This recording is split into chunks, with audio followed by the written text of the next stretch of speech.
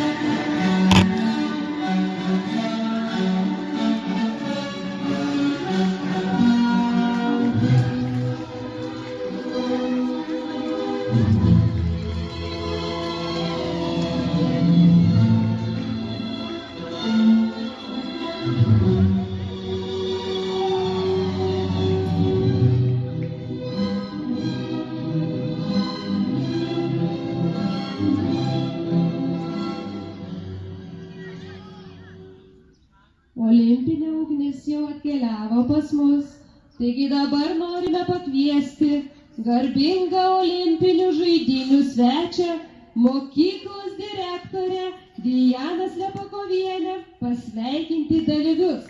Garsiais plojimais sutikime mūsų svečią. Sportas – geras laiko praleidimas. Sportas – gera savijauta. Sportas – gražesnis kūnas. Sportas – tai tvirtesnis kūnas. Štai kokie 4 argumentai, kodėl žmonės sportuoja. Na, o nesportuojančiams galėčiau priminti Platono žodžius. Didžiausia pergalė yra nugalėti patį save, o sportuojantis žmogus mėgaujasi šią pergalę. Sportuokite ir jūs, prisidėkite prie didelio būrio žvalių, stipresnių, sveikesnių žmonių. Sveiki atvykę į Šešiukų olimpiadą.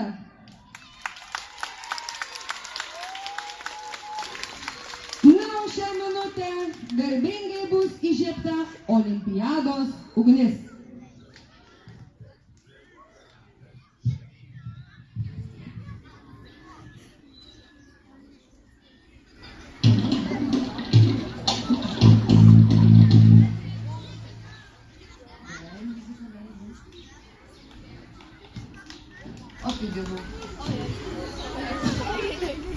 Dabar nebeįsivaizduoju. Vienas pakelia šūdį. Dabar jau nežinau. Nepagalvoju.